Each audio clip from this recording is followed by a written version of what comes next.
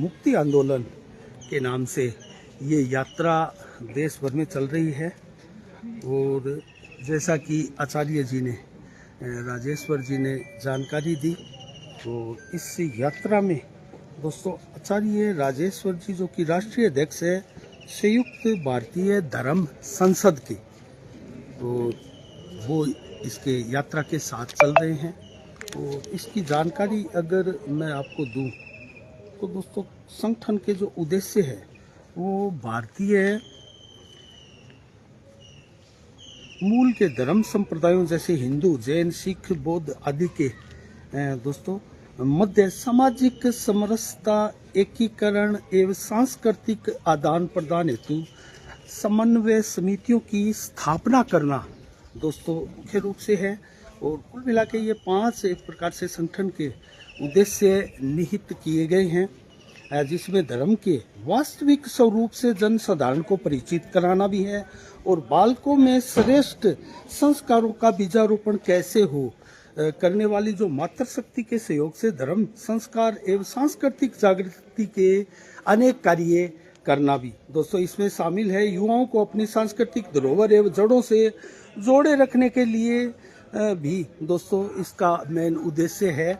और इसके अलावा दोस्तों सांस्कृतिक एवं धार्मिक धरोहरों से जो छेड़छाड़ आजकल होती है देश में, और विघटन तथा अनेक दुष्प्रचार करने वाले लोगों को संस्था और एक प्रकार से आने वाली अनेक समस्याओं को भी इसके माध्यम से जो है लोगों को जागृत करना है। और विभिन्न धर्मगुरुओं, विद्वानों आदि इन क्षेत्र में लोगों को संबोधित करके संपूर्ण जानकारी दोस्तों प्राप्त करना भी है।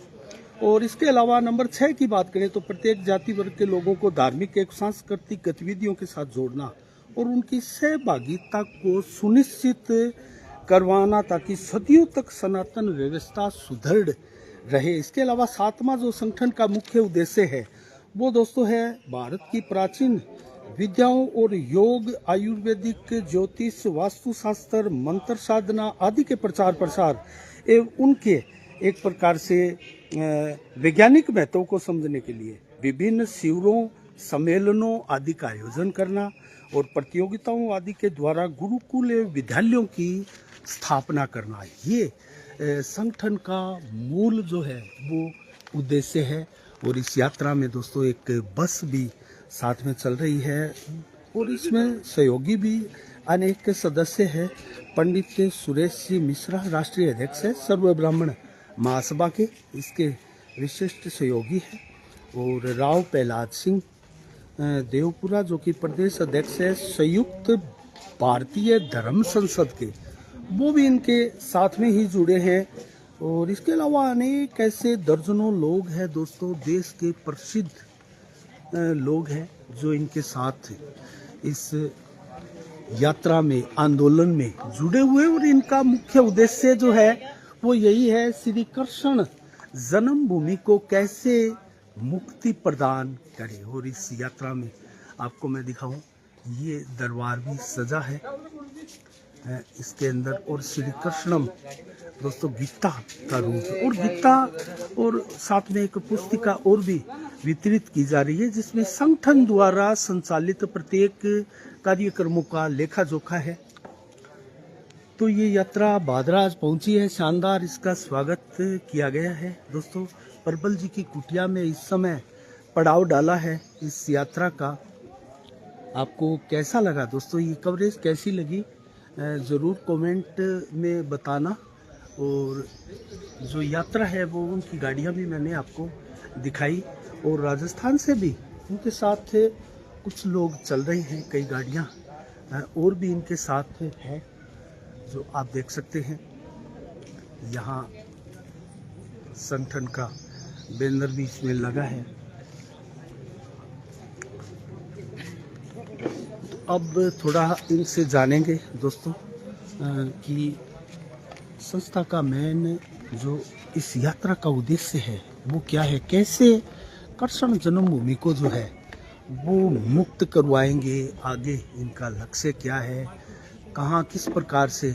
जो मामला अभी सुप्रीम कोर्ट में दोस्तों विचाराधीन है और इसकी सुनवाई भी समय समय पर होती रही है। कई महत्वपूर्ण इसमें जो ट्विस्ट है वो भी आए हैं, और ये देश में एक बड़ा डिसीजन कब होगा इसको लेकर भी दोस्तों जानेंगे।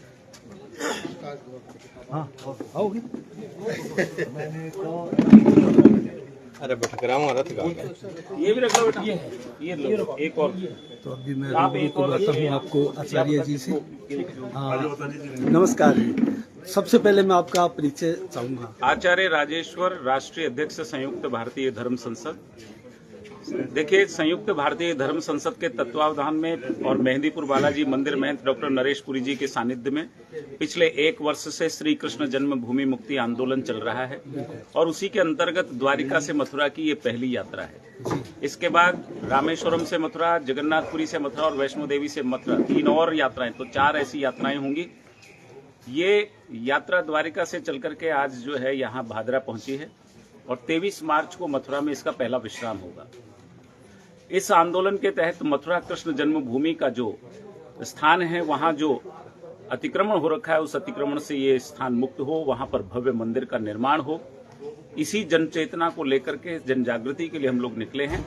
और अनवरत ये आंदोलन तब तक चलता रहेगा जब तक श्री कृष्ण जन्मभूमि पर भव्य मंदिर का निर्माण नहीं होगा। पूरे भारत भर के लोग और तमाम सनातनी ये जानना चाहेंगे कि वर्तमान में जो सुप्रीम कोर्ट में कृष्ण जन्मभूमि को लेकर मामला चल रहा है, वो किस स्टेज पर है और आपको क्या उम्मीदें हैं? देखिए, अभी स्टेज तो सुप्रीम कोर्ट की बात नहीं है, अभी निचली कोर्टों में ही फैसला होना बाकी है। अच्छा। और वहां तो अभी केवल ये मामले को चलना चाहिए नहीं चलना चाहिए उस तरह की बात हो रखी है, परंतु इस जन्मभूमि का मालिकाना हक पहले राजा पट्नीमल के पास था, फिर उनके वारिस राय कृष्णदास ने कोर्ट केस जीत करके इस पूरी जन्मभूमि का मालिकाना हक प्राप्त किया। कालांतर में बिरला जी ने 13,400 रुपए देकर के इस पूरी 13.37 एकड़ भूमि को खरीदा और कृष्ण जन्मभूमि न्यास को दिया। लेकिन बाद में एक संस्था ने, जो संभवतः इसका देखरेख का काम कर रही थी, उसने एक समझौता कर लिया वक्फ बोर्ड के साथ, और 2.5 बीघा जो है 2.5 एकड़ जमीन दूसरे पक्ष को दे दी। हम ये मानते हैं कि वो समझौता अवैध था, क्योंकि मालिक कोई और है, समझौता कोई और कर रहा है। हम लोगों का दावा यही है कि वो समझौता रद्द हो और पूरी कृष्ण जन्मभूमि हमें वापस प्राप्त हो और भव्य मंदिर का निर्माण। जी, तो आपको लगता है राम जन्मभूमि की तर्ज पर ये एक बहुत बड़ा सनातनियों को एक सौगात मिलने जा रही है? आपको बिल्कुल निश्चित रूप से मिलेगी, क्योंकि अभी तक सुनवाई प्रॉपर हो नहीं रही थी। अब हम प्रयास कर रहे हैं कि डे टू डे सुनवाई हो। जो वकीलों ने याचिकाएं लगाई है उनको भी हमारा समर्थन है, उनको भी हम निवेदन करते हैं कि भाई इस पर डे टू डे सुनवाई की बात हो, क्योंकि डे टू डे सुनवाई होगी। और अब अभी तो केंद्र सरकार भी जो है सनातनियों के पक्ष की, अगर वो चाहे तो बिल ला करके भी, पुराना जो बिल जो वर्शिप एक्ट है उसको बदल करके भी ये सब कुछ संभव कर सकती है। भाई, जिस देश में हिंदुओं के आस्था के स्थान ही सुरक्षित नहीं हो, तो वो हिंदुओं का देश कैसे कहला सकता है, जबकि 100 करोड़ हिंदू यहाँ रहते हैं। बिल्कुल। मैंने अभी आपके संगठन का जो उद्देश्य है, 7 प्रमुख बिंदु, वो अभी दर्शकों को भी बताए हैं, तो उनमें वो कई चीजें हैं, लेकिन उनमें से एक चीज और निकल कर आती है कि सरकार से आपको क्या उम्मीदें हैं? देखिए, सरकार से उम्मीद ये है कि सरकार चाहे कुछ भी कर सकती है इस देश में, तो हमारा ये आंदोलन तो इसीलिए है कि सरकार तक हमारी बात पहुंचे। सरकार के 1000 हाथ हैं, सरकार जो चाहे कर सकती है। यदि सरकार को सनातनियों के वोट चाहिए तो उनको जल्दी से जल्दी निपटारा करवाना चाहिए।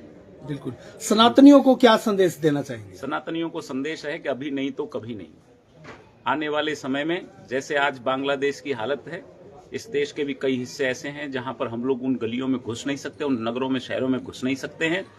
मैं अपने खुद के शहर जयपुर की स्थिति बताता हूं कैसी है। कई ऐसी छोटी छोटी कॉलोनियां, गलियां हैं जहां हम लोग जाते हुए डरते हैं।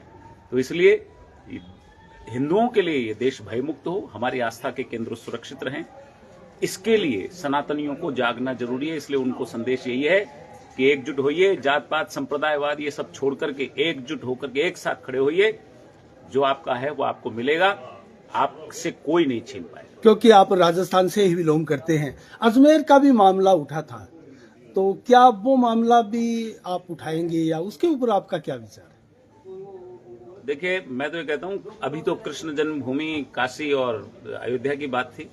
मैं तो ये कहता हूँ भाई, जो भी जितने भी हमारे आस्था के केंद्र हैं, वहाँ किसी भी प्रकार का अतिक्रमण हुआ है, किसी ने जोर जबरदस्ती मस्जिद और कुछ बनवाया है, तो सब हटने चाहिए। सब हटने चाहिए। चलो बहुत बहुत धन्यवाद।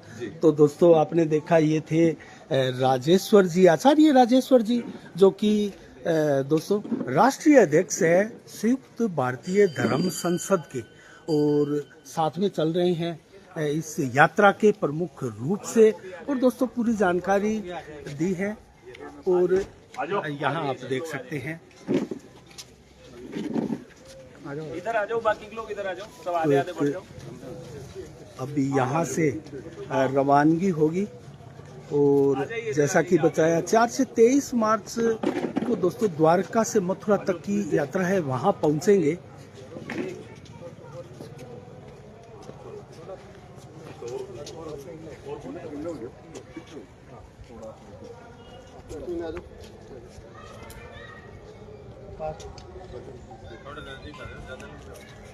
द्वारिकाधीश की जय हो, द्वारिकाधीश की जय हो। तो दोस्तों इसी के साथ साफ संदेश भारत से मैं अनिल कौशिक, नमस्कार, जय भारत, जय जय राष्ट्र, जय द्वारकाधीश।